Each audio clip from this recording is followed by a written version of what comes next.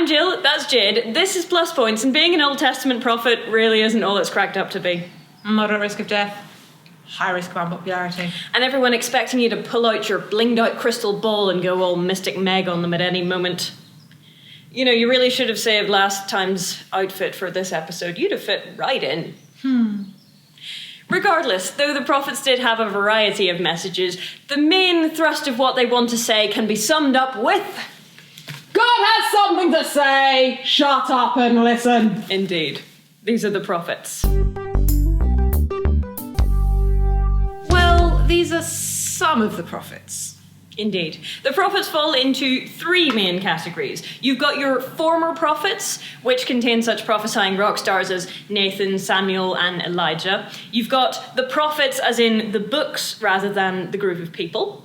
And they contain the major prophets, Isaiah, Jeremiah, Ezekiel, and Daniel. And Daniel is also apocalyptic.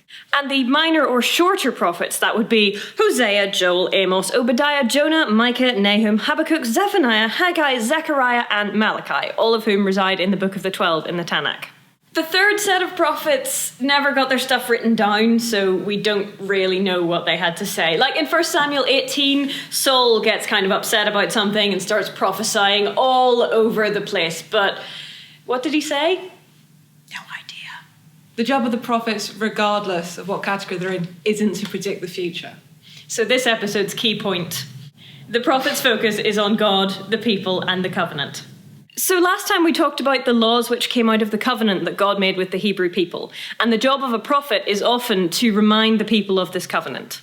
And their focus is on one of two things. Either that people have broken the covenant and that bad times are coming, or that the bad times are here, but God hasn't forgotten his covenant promises. So hang in there, it's going to get better.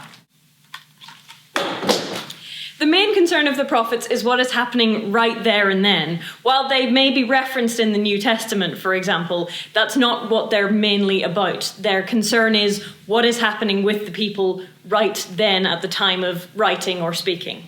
They show up in the narrative and history sections of the Old Testament. See Gad and Nathan and Huldah. And in the prophetic books, we hear from them more directly.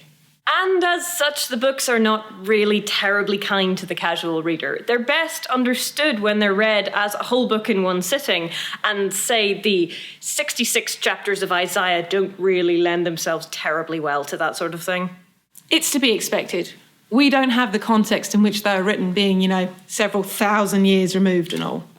But let's try for a little illumination. Prophets, as we said, are loud, shouty, demonstrative reminders of God and his covenant. And the covenant, as we said in the last episode, basically goes like this. Keep commandments, blessings. Break commandments, curses. Not for individuals, generally speaking, but for the nation as a whole. Prophets speak of the path the community is on, whether it's a good one or a bad one, and they do this by 1. Messenger speeches, where they speak directly for God. Thus saith the Lord. No, don't do that. 2. Woe oracle, detailing their distress, the reasons for it, and possibly some predictors of doom as well. Oh, waily, waily, waily.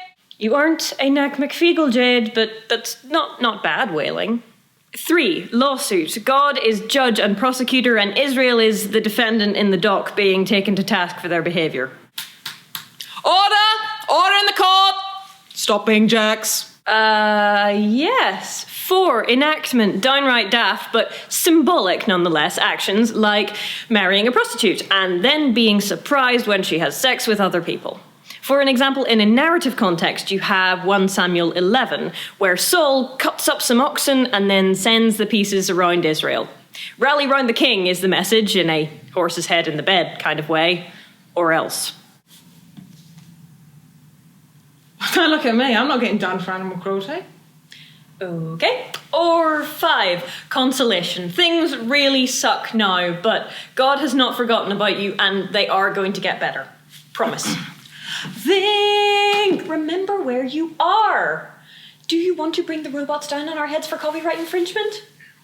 Sorry. But even if you know that a book is a woe oracle or a lawsuit or a promise, that doesn't mean you can make 7 heads or tails out of it. So when dealing with the prophets, it's good to have a Bible dictionary on hand, and as always, context is important. In the voice of the prophets, we hear what God had to say when they were written, and sometimes many years later, and even sometimes what he wants to say now. But our first priority, as always, is what did this mean? Because it's only by understanding that we can hope to get near what does this mean now.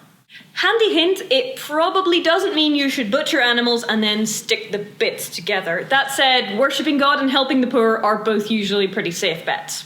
Yeah, can we talk about something other than offal next time, please? How about poetry?